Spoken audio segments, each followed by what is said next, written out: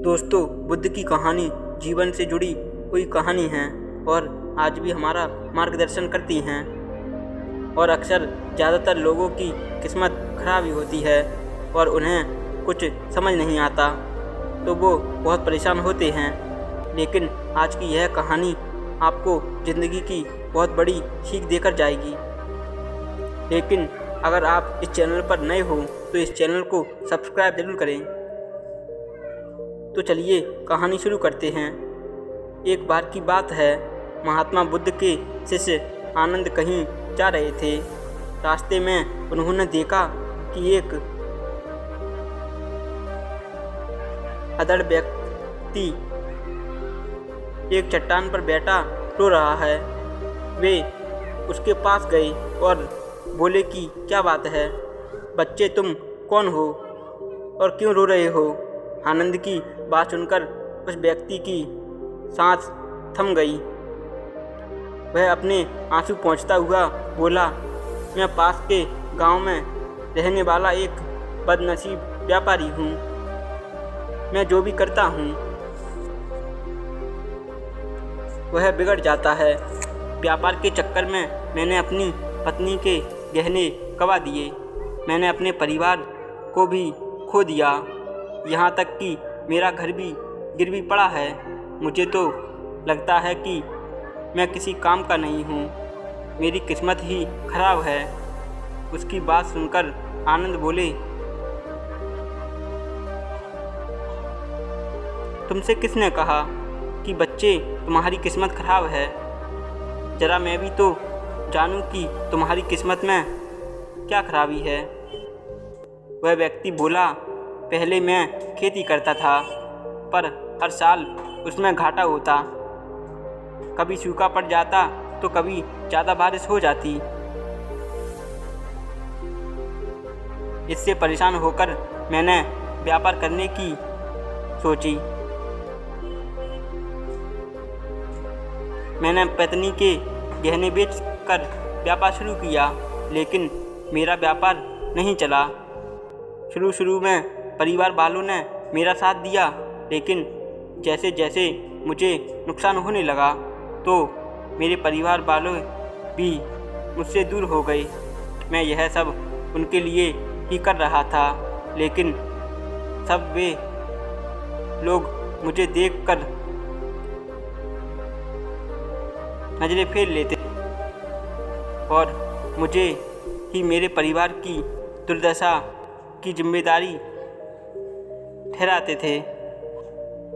उस व्यक्ति ने एक लंबी सी सांस ली और फिर बोला, मेरा एक मित्र है, उसने भी मेरा साथ व्यापार शुरू किया था, लेकिन उसका व्यापार तो अच्छा चल रहा है। जब भी मेरे घर आता है तो अपनी सफलता की कहानियाँ सुनाता है।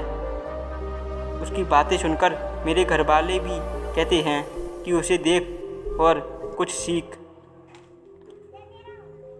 हमें तो लगता है कि तेरे बस का कुछ भी नहीं है।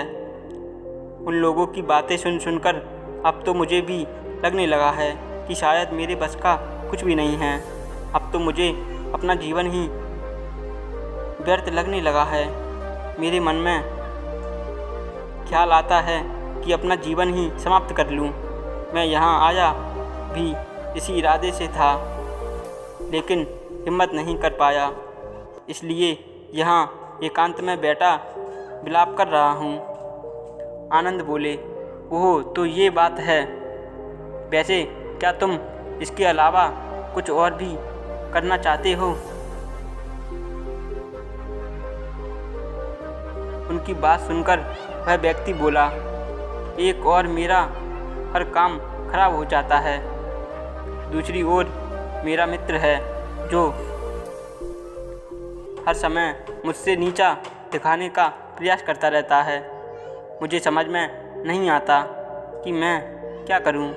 आनंद बोले, क्या तुम अपने मित्र की बातें सुनकर दुखी हो जाते हो? हाँ, मैं उसकी बातें सुनकर दुखी हो जाता हूँ, उस व्यक्ति ने जवाब दिया।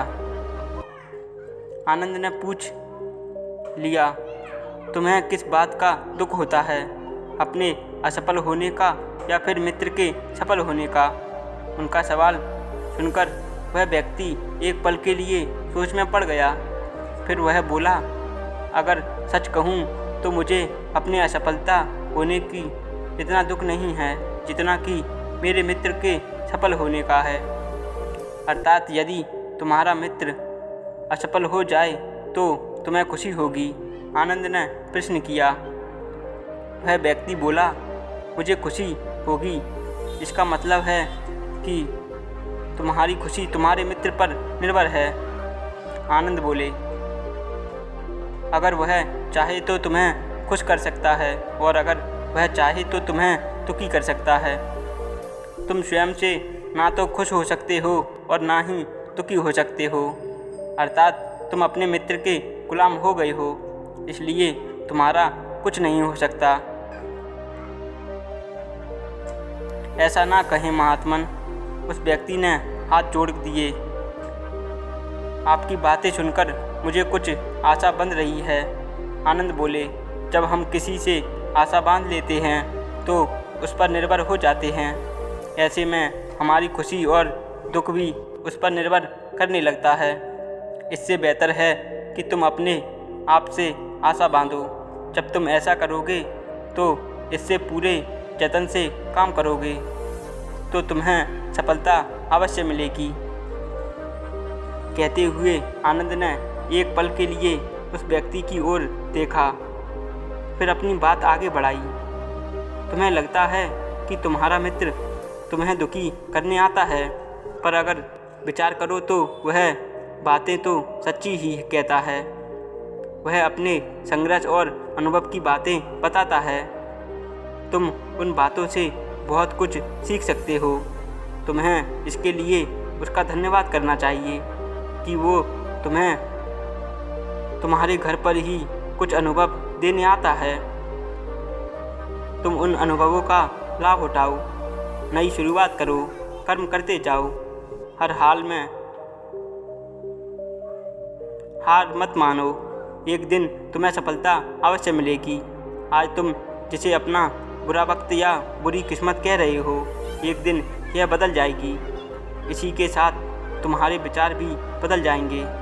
और देखना, जब तुम्हारा अच्छा वक्त शुरू होगा तब तुम्हारा मित्र भी तुम्हें अपनी सफलताओं की कहानियाँ नहीं सुनाएगा। तब वह अपनी असफलताओं की बातें बताएगा ताकि तुम उसकी बातें सुनकर भ्रमित हो जाओ, तुम्हारा आत्मविश्वास हिल जाए और तुम गलत निर्णय ले सको।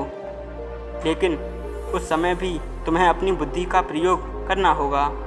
उस समय भी वह तुम्हें दुखी करने आएगा, क्योंकि जिस तरह उसे दुखी देखकर तुम मज़ा आता है, उसी तरह उसे भी तुम्हें दुखी देखने में उतना ही मज़ा आता है। वह व्यक्ति बोला, आपने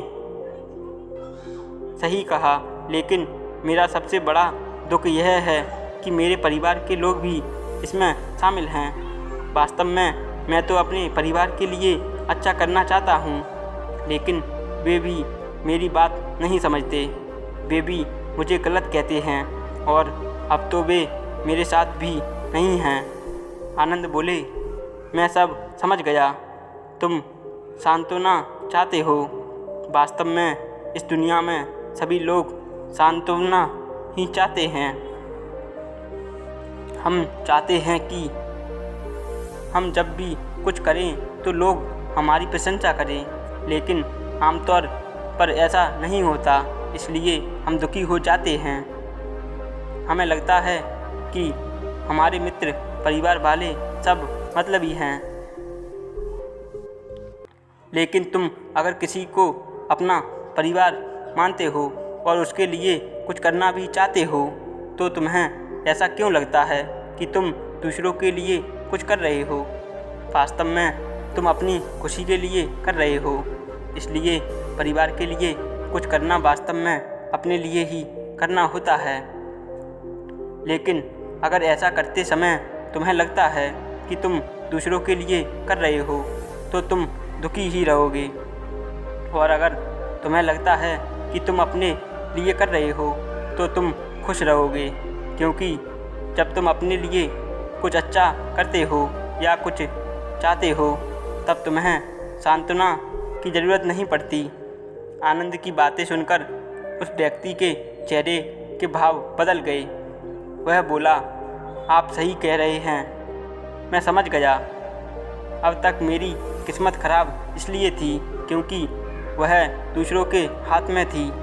अब मैं अपनी किस्मत को अपने हाथ में रखूँगा। मैं फिर से प्रयत्न करूँगा, पूरे मन से काम करूँगा और जब तक सफल नहीं होऊंगा तब तक काम करता रहूँगा। उस व्यक्ति की बात सुनकर आनंद मुस्कुराए और उसे एक छोटी सी डिबिया दी और बोले, इस डिबिया को हमेशा अपने पास रखना। इसमें एक ऐसा राज है जो तुम्हें बड़े से बड़े दुख से भी बाहर निकाल देगा, लेकिन इसे तभी खोलना तब तुम्हारे जीवन में कोई रास्ता ना बचे जब व्यर्थ लगने लगे ये दुनिया और अपना परिवार, अपना जीवन सब व्यर्थ लगने लगे। उसने एक नए उत्साह के साथ फिर से अपना व्यापार आरंभ किया। उसका व्यापार चल पड़ा। अपनी मेहनत और लगन से बल पर वह एक बड़ा व्यापारी बन गया। परिवार वाले भी उसके साथ आ गए और उसका जीवन हंसी खुशी बीतने लगा। अब वह भूतकाल का रोना छोड़ चुका था। वह भविष्यकाल भी चिंता नहीं करता था, बस अपने वर्तमान को संभालने में लगा रहा था। और जो कुछ भी वह करता था वह अपने लिए करता था, अपनों के लिए करता था, इसलिए वह प्रसन्न था। उसके जीवन में अब कोई दुख नहीं था, लेकिन वक्त हमेशा एक जैसा नहीं रहता, वह बदलता रहता है। उसके जीवन में भी बदलाव आया। एक दिन उसके राज्य पर पड़ोसी राजा ने चढ़ाई कर दी। उसने इस राज्य पर अपना कब्जा कर लिया। उसके सैनिकों ने चारों ओर लूटमार मचा दी। उन्होंने व्यापारी का सारा धन लूट लिया। उसके घर में आग लगा दी। जान बचाने के लिए उसे अपने परिवार के साथ वहाँ से भागना पड़ा। वह व्यक्ति अपने परिवार के साथ कई दिनों तक इधर उधर भागता रहा। वह दाने दाने के लिए मोहताज हो गया। उसका बच्चा बीमार हो गया। इलाज के लिए पैसे नहीं थे। वह तड़पने लगा। यह देखकर उसका हृदय चीख रहा था। वह कैसे अपने बच्चे का इलाज कराए। उसके पास तो खाने के लिए भी पैसे नहीं थे। ऐसे में उसे एक बार फिर से निराशा ने घेर लिया। फिर उसे लगने लगा कि उसका जीवन व्यर्थ है, सारी दुनिया व्यर्थ है, किसी भी बात का कोई मतलब नहीं है। भले ही आप जीवन में कितना भी कुछ कर लो, कितनी भी सफलता हासिल कर लो, पर अंत में यह जीवन समाप्ति ही होता है। तो फिर ऐसे में जीवित रहने का क्या फ़ायदा। इससे तो अच्छा है कि वह अपना जीवन समाप्त कर ले। लेकिन तभी उसके दिमाग में आनंद की दी हुई डिबिया का पता चलता है। वह डिबिया खोलता है। उस डिबिया के अंदर एक पर्ची निकलती है। उस पर्ची पर लिखा था कि यह वक्त भी निकल जाएगा। और यह देखकर वह बहुत प्रसन्न हुआ और यह सोचने लगा कि यह वक्त तो गुजर ही जाएगा, तो फिर मेरे को चिंता करने की क्या ज़रूरत है। और वैसे भी यहाँ पर सब नश्वर है, सभी को एक दिन मरना ही है, सबका नंबर बारी बारी से लगा है। दोस्तों, लोग तो हमें निराश करने के लिए ही भाषण देते हैं। हमें ही अपनी खुशियों का पता लगाना चाहिए और कभी कभी बेवजह खुश होना चाहिए। दूसरों के दुखों को दूर करने के लिए जो कर सकें वो करें, जिससे हमें प्रसन्नता मिले और अपने लिए भी काम करें। दोस्तों, आज की वीडियो में बस इतना ही। मिलते हैं नेक्स्ट वीडियो में। अगर चैनल पर नए हो तो चैनल को सब्सक्राइब करें।